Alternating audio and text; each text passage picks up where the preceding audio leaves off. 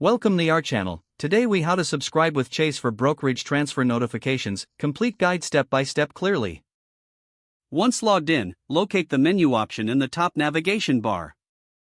From the menu, select Investing to access your investment options. Next, choose Brokerage to direct you to your brokerage account details. In the Brokerage section, navigate to the Notifications tab.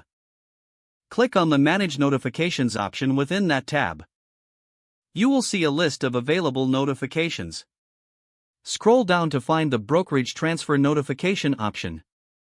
Select the checkbox next to this option to enable it. Next, confirm your email or phone number where you want to receive these notifications. If you need to update your contact information, follow the prompts to make any necessary changes.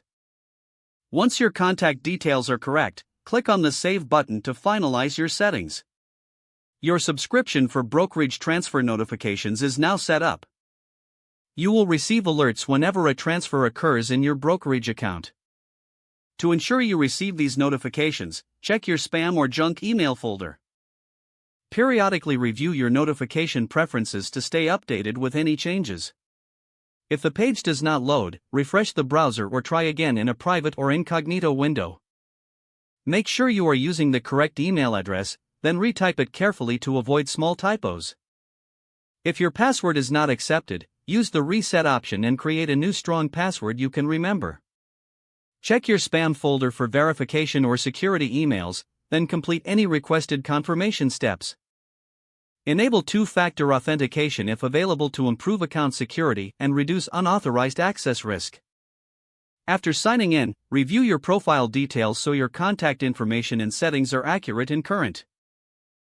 If you see an error message, note it down and try again after restarting your device and internet connection.